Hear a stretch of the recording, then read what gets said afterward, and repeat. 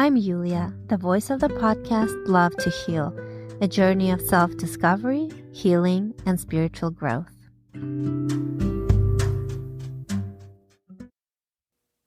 Hello, welcome to today's episode of Love to Heal podcast. Please follow, like, and subscribe. I was in Las Vegas recently, aka Sin City, and it made me think of all the different addictions that people have. You know, gambling, alcohol, drugs, sex, etc. And with Passover around the corner, I think it's a perfect time to talk about the personal Egypt concept. But first things first, let me clarify what Jews actually celebrate on Passover and the symbolism behind it, because there's also tons and tons of symbolism in this holiday, just like in every holiday, really, in Judaism. So on Pesach is the Hebrew word for Passover, Jewish people commemorate the Israelites' liberation from slavery in ancient Egypt. And we celebrate this with an 8-day ban on leavened foods, as well as a special Seder. It's a Passover meal. But wait, there's more. There's much more. There are many important rituals that we observe to experience the Exodus story personally, as if we ourselves had left Egypt. One of the things that we do is read the Haggadah. This is the text used during the Passover Seder. Reading the Haggadah fulfills the mitzvah, or the commandment, to recount the story of the Exodus to one's children.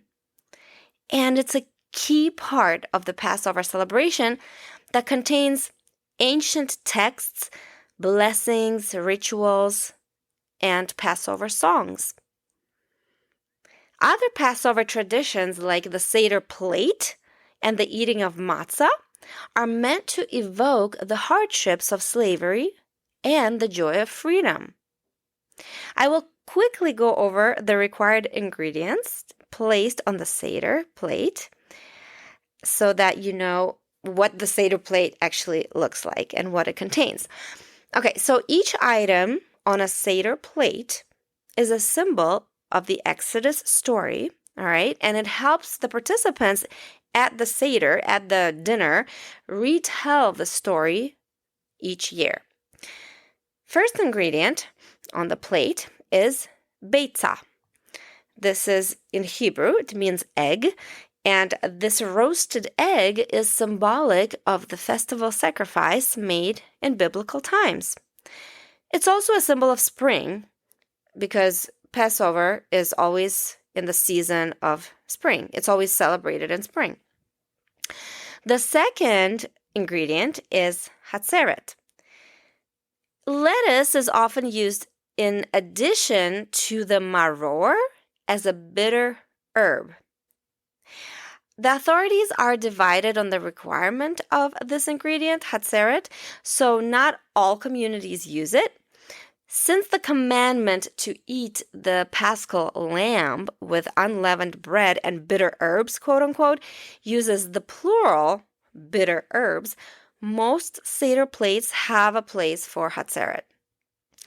And what I mentioned, maror, I'm going to explain that in just a second, but that's a bitter herb as well. All right, third ingredient, zeroah. This is the shank bone. And the shank bone is symbolic of the paschal lamb, which was offered as the Passover sacrifice in biblical times. Some communities use a chicken neck as a substitute. Fourth ingredient is haroset. This mixture, typically it's apple, nuts, and spices ground together and mixed with wine. This mixture is symbolic of the mortar used by Hebrew slaves to build Egyptian structures. The fifth ingredient is karpas. Parsley is dipped into salt water during the Seder, during the meal. The salt water serves as a reminder of the tears shed during Egyptian slavery.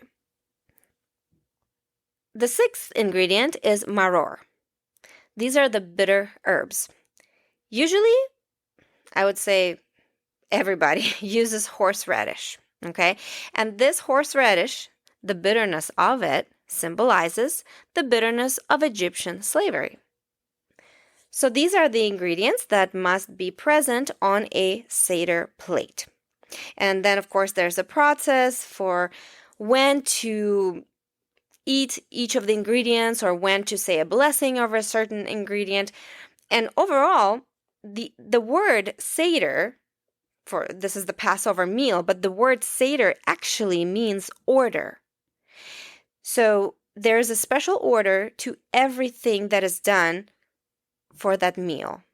And when I say there's an order, I mean there's an order for like a good hour or two that we go through, from reading the blessings to washing the hands several times to drinking 4 cups of wine and much, much more. I could speak about this for hours, but I will focus today just on the overview of this holiday and some of the symbolism of it. Okay, now, something else that we have on the dinner table, but not on the Seder plate, is the matzah. I'm sure Jewish, not Jewish, everybody has seen, maybe even tasted matzah, and you can see it widely sold in most grocery stores on Passover. Matzah is really the star of the holiday, if you will, right? It's a key symbol of the Exodus, the Israelites' liberation from slavery in Egypt. This is a flat, unleavened bread, and it signifies the haste with which the Israelites left. They didn't have time to wait for the dough to rise. So matzah is called in Hebrew lehem oni, or the bread of affliction. And this also serves as a reminder of the hardships faced by the Israelites in Egypt. The matzah's simple, unadorned nature contrasts with the leavened bread, which actually symbolizes pride and arrogance. By consuming matzah during Passover, Jews are reminded to be humble and to remember the suffering of their ancestors, urging them to fight against oppression and injustice. Some interpretations associate matzah with self-transcendence and faith, since it represents a commitment beyond the scope of rational faculties. Then there are the 4 questions, which are asked by the youngest person present at the Seder, and these questions encourage participants to reflect on the meaning of Passover. Let me tell you the questions and also the answers to them. Why is this night different from all other nights? And this is actually made into a little song that my kids know by heart already. And we say like this, Ma nishtana halayla hazeh. And then you have 4 different questions. So the first one we ask, on all other nights, we eat leavened products and matzah. And on this night, only matzah. Why is that? Well, matzah was the bread of slaves and the poor. It was cheap to produce and easy to make. So one side of matzah reminds us of the slavery. But there's also another side to the matzah, which reminds us of freedom. It's like matzah has 2 sides, like a coin has 2 sides to it. Now, why freedom? Well, matzah commemorates the fact that the bread did not have enough time to rise when the Jews quickly left Egypt. Matzah also recalls the slavery of our ancestors and the triumph over tyranny. Matzah, too, has become a symbol of hope, urging us Jews to speak for those who do not yet know freedom. We who celebrate Passover commit ourselves to the continuing struggle against oppression. The second question goes like this. On all other nights, we eat all vegetables, and on this night, only bitter herbs. Why is that? Well, again, the topic of slavery. The bitter herbs remind us of the bitterness of slavery in Egypt. Third question. On all other nights, we don't dip our food even once. And on this night, we dip twice. Why is that? Okay, so one explanation is, again, slavery. The salt water into which we dip the parsley represents the tears that we cried while in Egypt. Similarly, the fruit and nut paste into which the bitter herbs are dipped remind us of the cement we used to create the bricks in Egypt, right? The mortar. But also, there's the reminder of freedom, because dipping food is considered a luxury, or was considered back in biblical times, and it actually is a sign of freedom. As opposed to the poor or the enslaved who ate just dry food, undipped foods, we on this day dip twice to remind us that we were able to escape slavery, all right? And God saved us from Pharaoh in Egypt. The fourth question. On all other nights, we eat sitting or reclining. And on this night, we only recline. Why do we recline? Reclining is a symbolic act of freedom and royalty, because in biblical times, it was the custom of ancient royalty to recline while eating and drinking wine.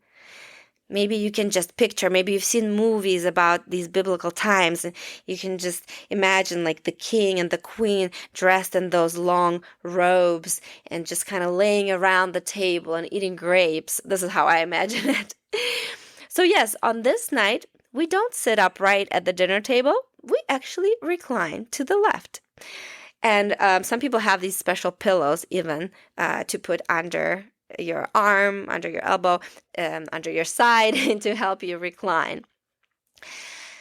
Okay, in addition to all this, there is the cup of Elijah.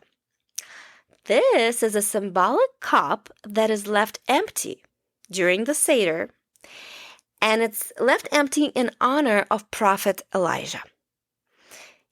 Something else that we do is we open the door, usually the front door, to welcome Prophet Elijah in. This opening the door and leaving the cup for him to come represents hope for future redemption and the arrival of Messiah. And finally, a favorite of the kids, the afikomen. This is a special piece of matzah that is hidden during the Seder, and then we have kids run around and look for that piece. And those who find it are rewarded. Sometimes by money or by candy. You can reward them as you wish. Well, now you know the gist of Passover. And again, I say gist because there's a ton more information and explanation of all the traditions and rules, but this would literally take hours. Trust me, I know, because my husband and I attended 3 Passover preparation classes with our rabbi, each lasting an hour, and we still didn't get through everything. Nonetheless, the goal of this episode is to break down the concept of personal Egypt. So here we go. The Hebrew word for Egypt literally means the narrow, constricted place. At the Seder, we might contemplate where in our lives we ourselves feel constricted or stuck. At the Seder, we should think, is there something that controls me, such as an addiction or an emotion? Passover is an ideal time to spend thinking or talking about how we feel metaphorically bound in ways we don't want to be. This could be mentally, emotionally, spiritually, or materially, for example. Dedicating time to these kinds of discussions or personal reflection prompts us to cultivate and act on the possibility that things can and do change.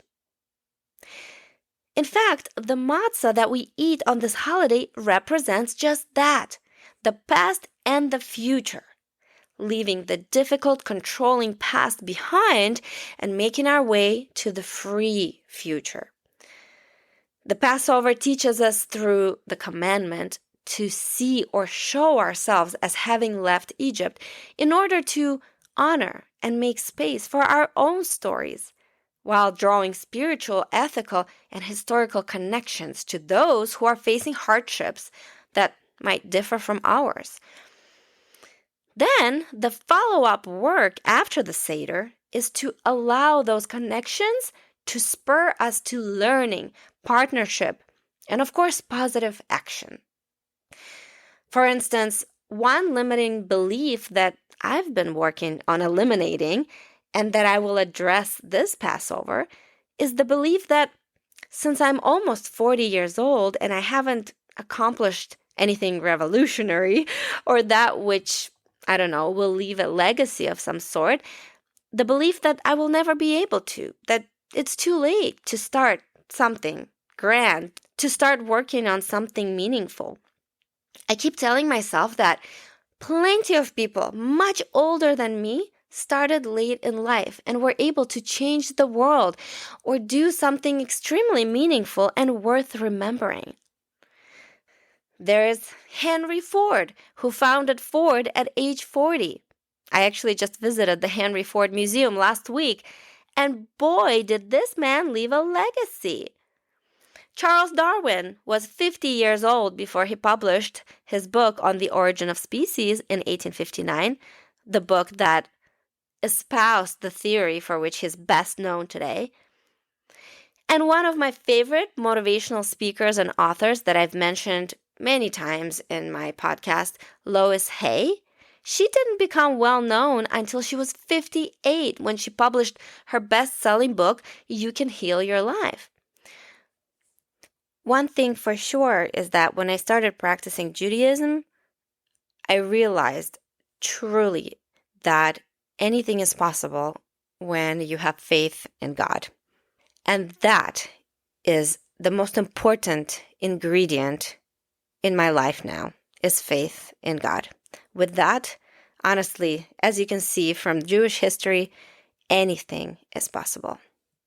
This Passover, I hope you can identify your own Egypt, that which controls you.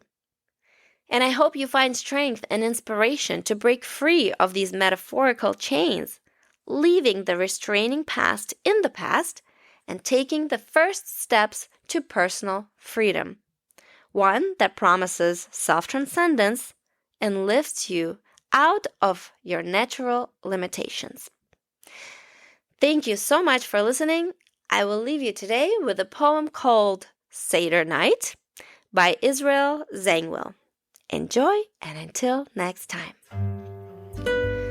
Prosaic miles of streets stretch all round, astir with restless, hurried life, and spanned by arches that with thunderous trains resound, and throbbing wires that galvanize the land. Gin palaces in tawdry splendor stand. The newsboys shriek of mangled bodies found. The last burlesque is playing in the Strand. In modern prose, all poetry seems drowned. Yet, in 10,000 homes this April night, an ancient people celebrates its birth to freedom with a reverential mirth, with customs quaint and many a hoary rite, waiting until its tarnished glories bright, its God shall be the God of all the earth.